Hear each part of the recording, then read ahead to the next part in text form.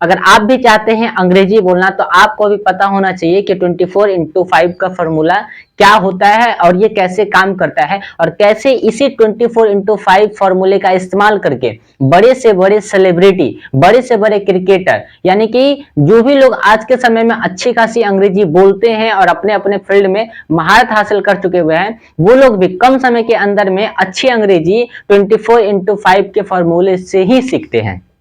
Even यहाँ तक कि एक बिहार का लड़का 24 साल का, जो आज के समय में अलग अलग जगह पे यानी कि इंडिया के हर एक कोने से लोगों को अंग्रेजी सिखाने का काम कर रहा है, ऑफलाइन में भी और ऑनलाइन में भी। जी हाँ, मेरा नाम राहुल है और मैं लगभग लंबे समय से लोगों को अंग्रेजी सिखाते आ रहा हूँ, बिल्कुल एकदम फाउंडेशन वाले बेस से। मैं डायरेक्ट लोगों को अंग्रेजी नहीं सिखा, बोलना मतलब ये नहीं है कि हाँ मैंने डायरेक्ट जो है लोगों को यूज ऑफ हैज, क्या बोलते हैं, शैल विल कैन कुड, ये सब नहीं, ये सब कुछ भी नहीं। भाई पहले फाउंडेशन को मजबूत करिए, फाउंडेशन मजबूत होगा तो आपका ग्रामेटिकल अच्छा हो जाएगा, और जब आपका ग्रामेटिकल अच्छा होगा तो आपको पता होगा कि सही क्या है गलत क्या है, आपको पता है how to make a correct sentence. समझ में आ रहा है? आपको पता चल जाएगा कि भाई एक करेक्ट सेंटेंस कैसे बनाते हैं, और दूसरा क्या है कि how to identify incorrect sentence. आप पहचानना भी सीख जाएंगे कि भाई ये इनकरेक्ट सेंटेंस है या एक करेक्ट सेंटेंस है। यानी कि आदमी को पता होना चाहिए, जैसे जस्ट लाइक मानते हैं कि अभी ऐसे बहुत सारे कुछ हमारे नए नए लोग हमारे साथ में भी जुड़े हैं जो अलग अलग जगह पे से, कुछ लोग जो है आउट ऑफ इंडिया से भी हैं, तो वो लोग बोलते हैं, उन लोगों को महसूस होता है कि जब हम इंग्लिश तो बोलते हैं, टूटी फूटी इंग्लिश हम लोग बोलते हैं, बट हम लोग एक करेक्ट सेंटेंस को जो है नहीं बोल पाते, जिस कारण से क्या है कि हम लोगों को वहां पे थोड़ा सा कम्युनिकेट करने में दिक्कत होती है। तो इस कारण से इंसान का जो है फाउंडेशन वो मजबूत होना चाहिए, जिससे क्या है कि वो कभी आउट ऑफ इंडिया जाए, या आउट ऑफ इंडिया क्या अगर इंडिया के ही अंदर में हो, अच्छी किसी कंपनी में हो या कहीं इंटरव्यू देना हो, तो वहां पे आपका ग्रामेटिकल जो सेंटेंस होता है वो करेक्ट होना चाहिए। तो इसलिए मैं आपको बता देना चाहता हूं कि आज के जो वीडियो होने वाले, ये वीडियो जो है 24 यहाँ पे लिखा है और 5 यहाँ पे लिखा है, 5 वाले बॉक्स को भी हम लोगों ने खाली किया है क्योंकि आप एक ही बार में कंफ्यूज हो जाएंगे। तो पहले हम लोग क्या करेंगे, इस 24 को समझेंगे, देन आफ्टर हम लोग समझेंगे 5 को। तो चलिए इस वीडियो को यहीं से शुरू करते हैं, कोई भी ब्रेक वाली बात नहीं होगी। अब यहाँ पे समझिए, यहाँ पे लिखा है कि ये 24 होता क्या है। तो आज के बाद से अगर आपसे कोई भी पूछता है कि 24 व्हाट इज 24, तो आप बोलेंगे 24 जो होता है वो ऑक्सिलरी वर्ब होता है, और ऑक्सिलरी वर्ब को ही बोला जाता है एचवी। एचवी का मतलब क्या हो जाएगा, एच से होता है हेल्पिंग और वी से होता है वर्ब, यानी कि 24 यानी कि कितने हैं ऑक्सिलरी वर्ब की संख्या कितनी है 24, और सेम हेल्पिंग वर्ब की संख्या भी कितनी है 24, यानी कि जो ऑक्सिलरी वर्ब होता है वही हेल्पिंग वर्ब बन जाता है। याद रखिए, हम लोग को शुरू से सिखाया गया है कि इंग्लिश की दुनिया में सिर्फ दो ही वर्ब होते हैं, इंग्लिश की दुनिया में सिर्फ दो ही वर्ब होते हैं, एक होता है एचबी और एक होता है एमबी। बट मैं कहता हूं कि एचबी नाम की कोई चीज होती ही नहीं है, हेल्पिंग वर्ब नाम की कोई चीज होती ही नहीं है। इंग्लिश की दुनिया में सिर्फ दो ही वर्ब हैं, जिसको बोलते हैं एबी और जिसको बोलते हैं एमबी। यानी कि हेल्पिंग वर्ब की जगह पे आप क्या बोलेंगे, आज के बाद से आप बोलेंगे ऑक्सिलरी वर्ब यानी कि एबी। यानी कि इंग्लिश की दुनिया में आज के बाद से कितने वर्ब आपको दिखाई दे रहे हैं, सिर्फ दो, एक है ऑक्सिलरी वर्ब यानी कि एबी और दूसरा है मेन वर्ब यानी कि एमबी। ठीक है, हेल्पिंग वर्ब जो होता नहीं है, हेल्पिंग वर्ब बनाया जाता है और हेल्पिंग वर्ब बन जाता है। अब वो कैसे बनता है थोड़ा सा इसको भी मैं आपको समझाऊंगा कि चलिए इसको सबसे पहले समझ ही लेते हैं। इस वाली लाइन को थोड़ा देर के लिए यहां से हटाते हैं, यार बीच में ही लाइट कट जा रहा है, क्या किया जाए, रुक जाइए एक सेकंड, वीडियो कंटिन्यू रहेगी, गेट को खोल दिया जाए। गेट को खोल दिया गया है, चलिए अब क्लियर दिखाई दे रहा है, एक गेट और खोल लेते हैं, टेंशन वाली कोई बात नहीं है। ठीक है, इस गेट को भी खोल दिया जाए। अब आई होप कि आप सभी लोग को ये जो वीडियो है ये क्लियर दिखाई देगी। ठीक है, और वीडियो को हम लोग कंटिन्यू करेंगे। ठीक है, थोड़ा सा कष्ट करिए मेरे साथ में, अब यहाँ पे हम लोग ऑलरेडी बिहार में लाते हैं तो लाइट कट जाती है। ठीक है, बहुत ही मेहनत से वीडियो बनानी पड़ती है। चलिए, तो अब हम लोग क्या समझ रहे थे कि भाई इंग्लिश की दुनिया में सिर्फ दो ही वर्ब होते हैं, एक ऑक्सिलरी वर्ब होता है, दूसरा मेन वर्ब होता है। ऑक्सिलरी वर्ब की संख्या 24 होती है और मेन वर्ब की संख्या कितनी होती है। तो अगर आज के बाद से आपसे कोई पूछता है, हम लोग किसी से पूछता है ठीक है मेन वर्ब कितने होते हैं, तो कोई भी आदमी बोल देता है कि मेन वर्ब 5 होते हैं। भाई मेन वर्ब 5 नहीं होते हैं, मेन वर्ब तो अनलिमिटेड होते हैं, लेकिन मेन वर्ब के जो रूप होते हैं वो 5 होता है, जिसको हम लोग बोलते हैं वर्ब 2, वर्ब 3, वर्ब 4, वर्ब 5, यानी कि वर्ब के जो 5 रूप थे V1, V2, V3, V4, V5। ठीक है, तो हम लोग सबसे पहले क्या डिस्कस करेंगे, हम सबसे पहले समझेंगे कि ये ऑक्सिलरी वर्ब हेल्पिंग वर्ब कब बन जाता है, जिससे क्या है कि हमको आसानी से हर बात समझ में आएगा। तो देखिए नियम क्या कहता है सो समझिए, इसको भी हटा देते हैं 5 को, ठीक है। अब यहाँ पे हम दो स्ट्रक्चर लिखते हैं। सबसे पहला स्ट्रक्चर हमने क्या लिखा, यहाँ पे बोला subject, S equal to subject हो जाएगा, प्लस हमने यहाँ पे बोला ए भी। देखिए हेल्पिंग वर्ब नाम की कोई चीज नहीं होती, तो यहाँ पे क्या आएगा, ए भी आएगा। और याद रखिए कि किसी भी सेंटेंस में ये जो सब्जेक्ट होता है ये कंपलसरी होता है, और ऑक्सिलरी वर्ब जो होता है ये भी कंपलसरी होता है। यानी कि कोई भी इंग्लिश का सेंटेंस आप जब बनाएंगे तो ये दो चीज आएगा ही आएगा, आप चाहे तो भी आएगा, ना चाहेंगे तो भी आएगा ही आएगा। यानी कि ये दोनों क्या है, ये कंपलसरी है। अब मान लिया जाए कि अगर किसी सेंटेंस में सबसे पहले सब्जेक्ट आएगा, देन आफ्टर एक क्या आएगा, ऑक्सिलरी वर्ब आएगा, और ऑक्सिलरी वर्ब के बाद अब जो आएगा तो खेला यहीं से शुरू हो जाएगा। समझ में आ रहा है, यहीं से जो है आपको अब अपना माइंड जो है दौड़ाना शुरू करना पड़ेगा कि अब यहाँ पे इसके आगे क्या करना है। तो अगर किसी सेंटेंस में सबसे पहले सब्जेक्ट आता है, देन आफ्टर एक क्या आता है, ऑक्सिलरी वर्ब आता है, और प्लस यहाँ पे अब मान लेते हैं कि अगर कोई नाउन आता है, एन से क्या हो गया, नाउन, ठीक है। और मान लेते हैं कि यहाँ पे कोई आता है प्रोनाउन, या यहाँ पे मान लेते हैं कि यहाँ पे कोई आ जाए एडजेक्टिव, ठीक है। नाउन, प्रोनाउन या कोई एडजेक्टिव अगर आ जाता है, मान लेते हैं, इसके बाद भी आप अदर वर्ड भी लिख सकते हैं, नाउन प्रोनाउन अदर वर्ड भी लिख सकते हैं, कोई दिक्कत वाली बात नहीं है। तो अगर किसी सेंटेंस में सबसे पहले क्या आता है, सब्जेक्ट आता है, फिर ऑक्सिलरी वर्ब आता है, और अगर ऑक्सिलरी वर्ब के बाद कोई नाउन आ जाए, प्रोनाउन आ जाए, या एडजेक्टिव आ जाए, या कोई भी अदर वर्ड आ जाए, तो आपको क्या करना है कि अब ये जो आपका ऑक्सिलरी वर्ब है ये क्या बन जाएगा, मेन वर्ब। तो नियम क्या कहता है कि अगर किसी सेंटेंस में सबसे पहले सब्जेक्ट आता है, ऑक्सिलरी वर्ब आता है, और अगर ऑक्सिलरी वर्ब के बाद कोई नाउन आएगा तो यही ऑक्सिलरी वर्ब क्या बन जाएगा, मेन वर्ब। अगर ऑक्सिलरी वर्ब के बाद कोई प्रोनाउन आएगा तो यही ऑक्सिलरी वर्ब क्या बन जाएगा, मेन वर्ब। अगर ऑक्सिलरी वर्ब के बाद कोई एडजेक्टिव आता है तो यही ऑक्सिलरी वर्ब क्या बन जाएगा, क्या बन जाएगा, मेन वर्ब।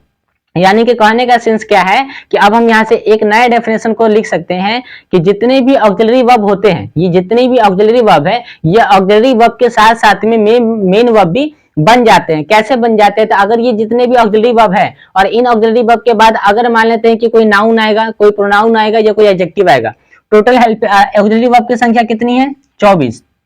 तो हमने बोला कि ठीक है, ये टोटल ऑक्सिलरी वर्ब कितनी है, 24। तो हमने बोला कि सब्जेक्ट हो गया, और उसके बाद हमने यहाँ पे बोला 24 क्या है, ए भी है, ठीक है। अब ये 24 के बाद मान लेते हैं कि कहीं भी कोई नाउन आ जाए, कहीं भी कोई प्रोनाउन आ जाए, या कहीं भी कोई एडजेक्टिव आ जाए, क्या आ जाए, एडजेक्टिव आ जाए, तो ये जो आपका ए भी है, यानी कि ये जो 24 है, ये किसमें बदल जाएगा, ये बदल जाएगा एम भी में। समझ में आ रहा है, बदल जाएगा किसमें, एमबी में बदल जाएगा। अब यहाँ पे एक और मुद्दे की बात, यहाँ पे हमको एक और चीज समझना है। इसका सबसे पहले आप लोग स्क्रीनशॉट लीजिए, हम इसको मिटाएंगे, ठीक है। फटाक से स्क्रीनशॉट ले लीजिए ताकि आप लोग फिर बाद में इसको अच्छे से लिख लीजिएगा, ठीक है। अब हम इसको मिटा सकते हैं, चलिए मिटाते हैं, ठीक है।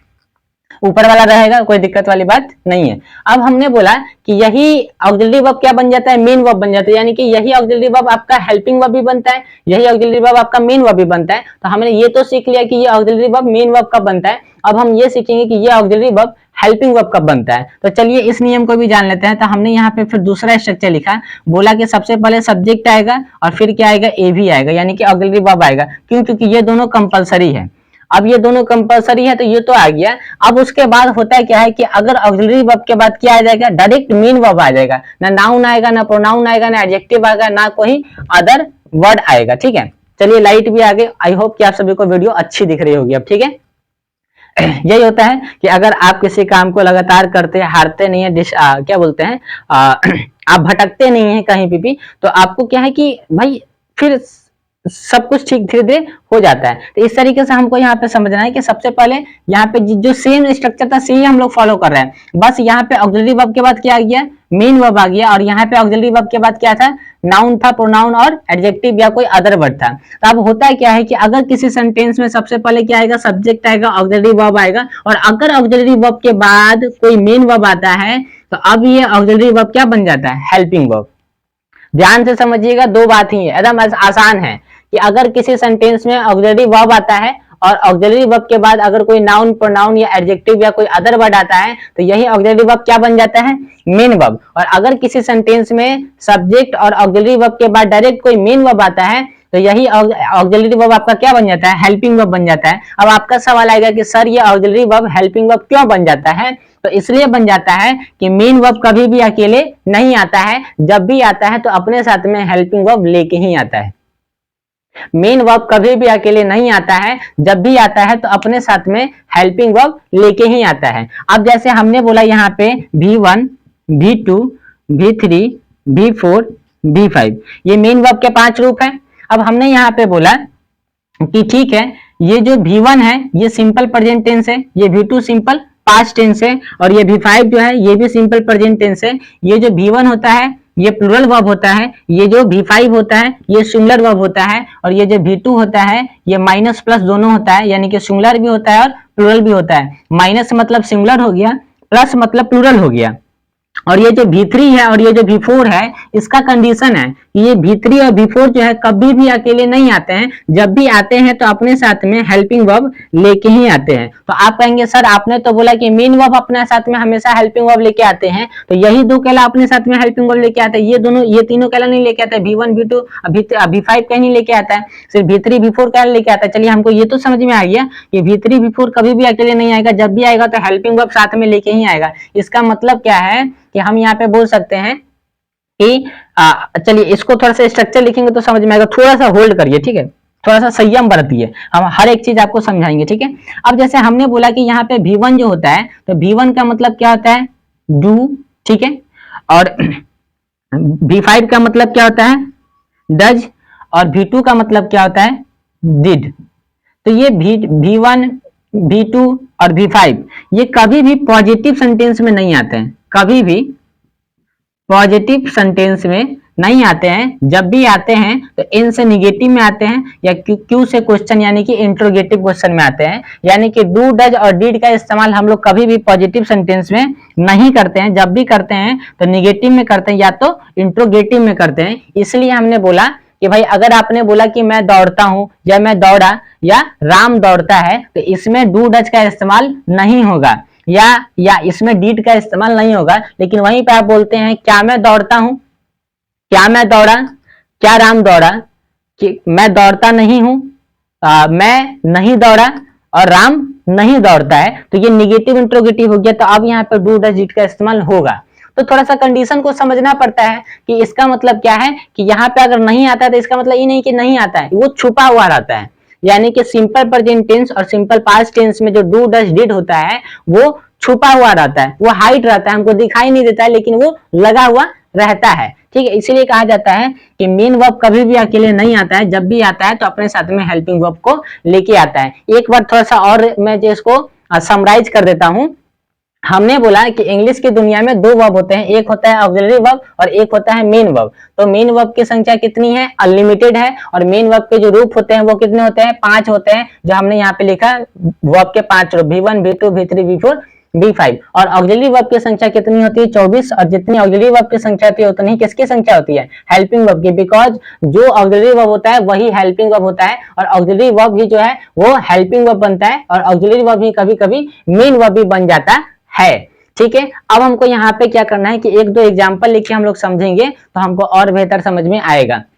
अब इससे पहले हमको ये समझ लेना है कि आपका ऑक्सिलरी वर्ब कब मेन वर्ब बन जाता है और आपका ऑक्सिलरी वर्ब कब हेल्पिंग वर्ब बन जाता है। तो अगर किसी सेंटेंस में सब्जेक्ट आएगा, ऑक्सिलरी वर्ब आएगा, और अगर ऑक्सिलरी वर्ब के बाद डायरेक्ट कोई नाउन, प्रोनाउन, एडजेक्टिव या कोई अदर वर्ड आता है तो यही ऑक्सिलरी वर्ब आपका मेन वर्ब बन जाता है। और अगर किसी सेंटेंस में सब्जेक्ट के बाद ऑक्सिलरी वर्ब तो आएगा ही आएगा, और ऑक्सिलरी वर्ब के बाद डायरेक्ट कोई मेन वर्ब आता है तो यही ऑक्सिलरी वर्ब बन जाता है हेल्पिंग वर्ब। क्यों? क्योंकि इसके पीछे कारण है कि मेन वर्ब कभी भी अकेले नहीं आता है। और हमने सीखा कि V1 V2 और V5 में यानी कि सिंपल प्रेजेंट सिंपल पास्ट में जो है डू डज डिड जो होता है वो कभी भी पॉजिटिव सेंटेंस में नहीं आता है, जब भी आता है तो निगेटिव और इंट्रोगेटिव में आता है। और V3 V4 कभी भी अकेले नहीं आते हैं, जब भी आते हैं तो अपने साथ में हेल्पिंग वर्ब लेके ही आते हैं।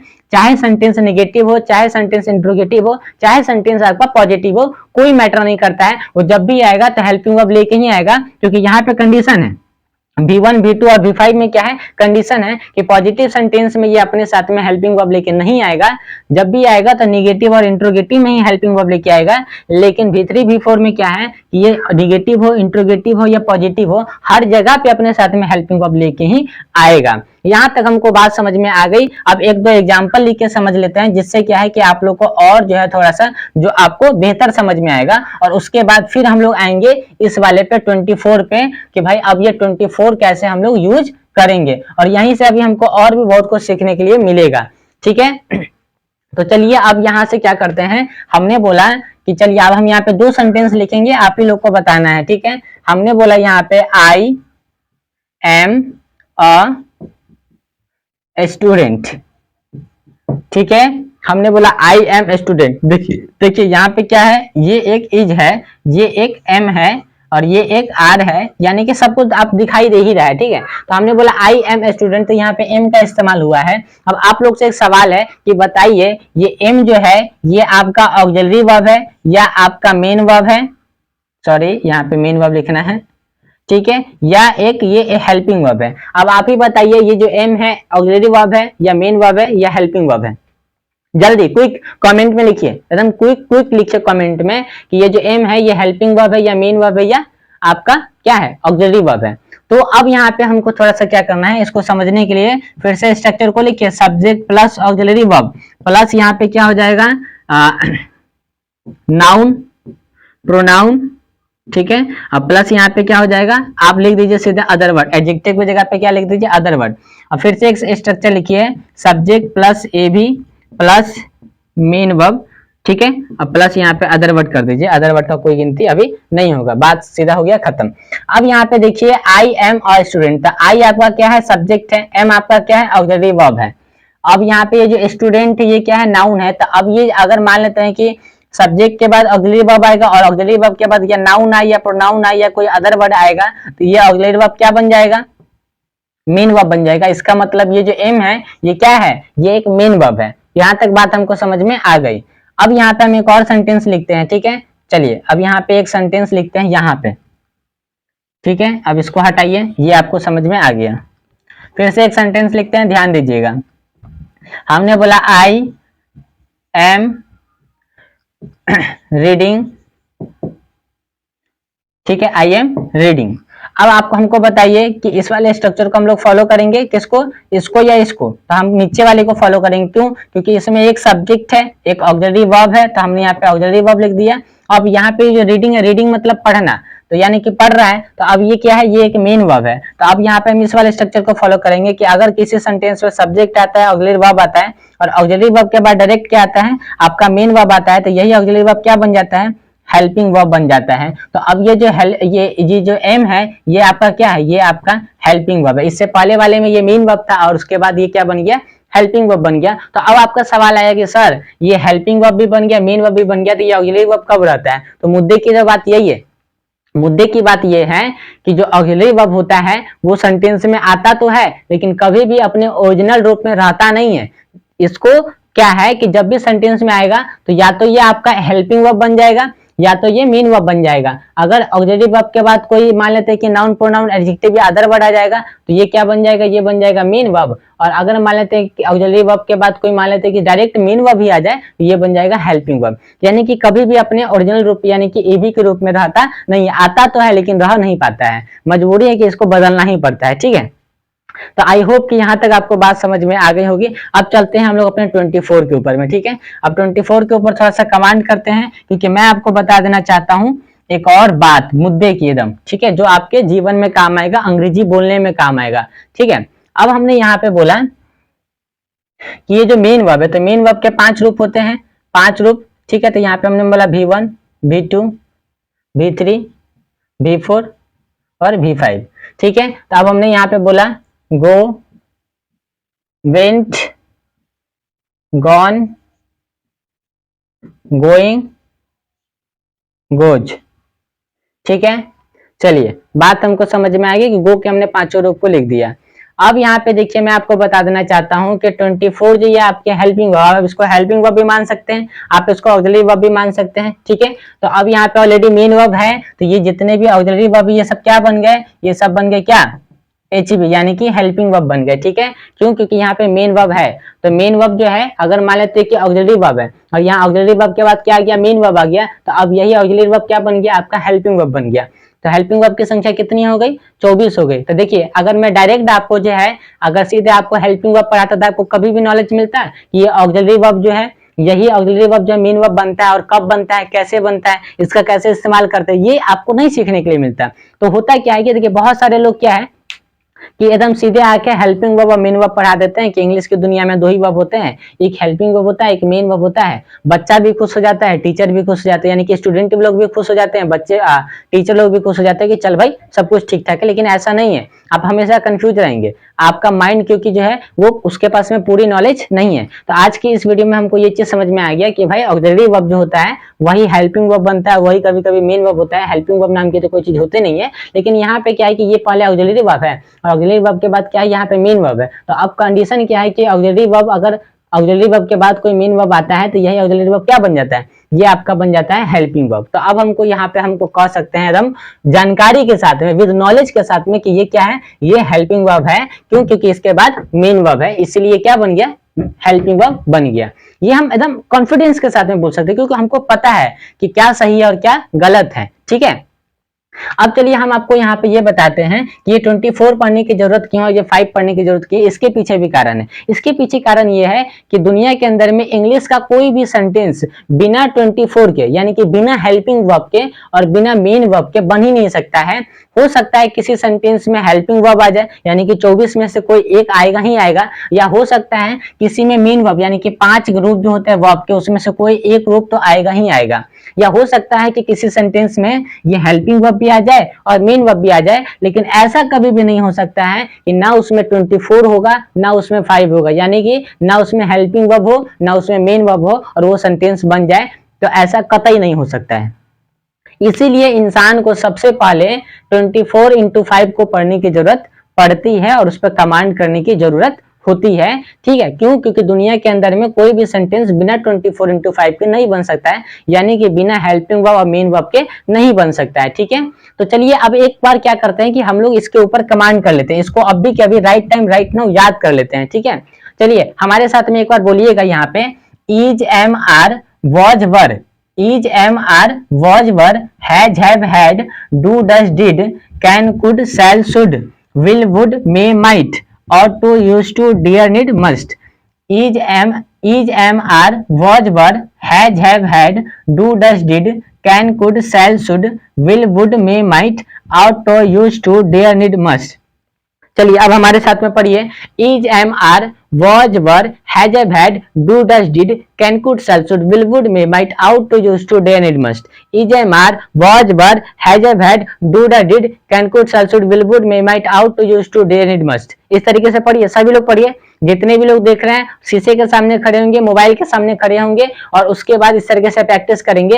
Is am are was were has have had do does did can could shall should will would may might ought to use to dare need must. is am are was were has have had do does did can could shall should will would may might ought to used to dare need must। is am are was were has have had do does did can could shall should will would may might ought to used to dare need must। इस तरीके से याद करेंगे। ठीक है, ये verb के 5 form है, go went gone going goes, go went gone going goes. ठीक है, इस तरीके से आप याद कर सकते हैं। तो आज की ये जो वीडियो देखिए, बहुत सारे लोग हमको यहाँ पे सजेस्ट भी किए हैं, जो हमारे व्यूवर्स लोग हैं, जो हमारे स्टूडेंट लोग हैं, उन लोगों ने हमको सजेस्ट किया कि सर आज के समय में क्या होता है ना कि अगर वीडियो ज्यादा लंबी बन जाती है तो हम लोग बोर हो जाते हैं। देखिए कंटेंट सही है कि सीखने की चीज है, लेकिन हमारा जो माइंड है उस तरीके से शुरू से प्रिपेयर नहीं किया गया है। इससे होता है क्या है कि देखिए दिक्कत बच्चों के नहीं, बच्चे पढ़ने चाहते हैं, स्टूडेंट लोग पढ़ने चाहते हैं, लेकिन ये जो माइंड जो है ना शुरू से जो है उस तरीके से बनाया नहीं, कि उसको उस तरीके से प्रिपेयर नहीं किया गया है। तो इंटरटेनमेंट की कोई चीज होती है तो हम लोग घंटों घंटों देख लेते हैं, लेकिन वहीं पे कोई एजुकेशन की कोई चीज होती है तो हम उससे ज्यादा देर तक नहीं देख पाते हैं। तो आई विल ट्राई कि मैं आपको आने वाले समय में जो है थोड़ा सा इंटरटेन भी करूं पढ़ाई के साथ साथ में, जिसको आपको पढ़ाई के साथ साथ में नॉलेज वाला एंटरटेनमेंट मिले, यानी कि इंटरटेनमेंट ना हो कि एजुटेनमेंट हो। ठीक है, तो वो चीज हो, और साथ में वीडियो को ज्यादा लंबी नहीं करेंगे, जिससे क्या है कि आप लोग पार्ट बाई पार्ट करके जो है उसको आसानी से पढ़ पाए, लेसन को कंप्लीट कर पाए। तो इस वीडियो को हम लोग यहीं पे एंड करेंगे और जो अगली वीडियो होगी फिर यहीं से शुरू करेंगे आगे वाले लेसन के लिए। ठीक है, क्योंकि और सबसे पहली बात देखिए, स्क्रीन पे आपको व्हाट्सएप नंबर मिल जाएगा। ठीक है, अभी हो क्या रहा है कि बहुत सारे लोग हमारे साथ में हमारे कम्युनिटी में जुड़ रहे हैं, जहाँ पे हम पर्सनली लोगों को गाइड करते हैं। हमारा जो है ऑनलाइन कोर्स भी चलता है। ठीक है, जिसमें हम लोग रिकॉर्डेड और लाइव क्लास दोनों देते हैं, जिसमें क्या है कि कुछ लोग चाहते हैं कि हम जल्दी से अंग्रेजी बोलना सीख जाए, तो आपके लिए भाई हमारा कोर्स अवेलेबल है, जहाँ पे पर्सनली मैं आपको गाइड करता हूँ, लगभग जितने दिन का, जैसे एक 90 दिन का कोर्स है, एक 30 दिन का कोर्स है, तो 30 दिन का जो कोर्स है वो लाइव होता है, और जो 90 दिन का कोर्स है उसमें हम एक दिन सप्ताह में लाइव आते हैं,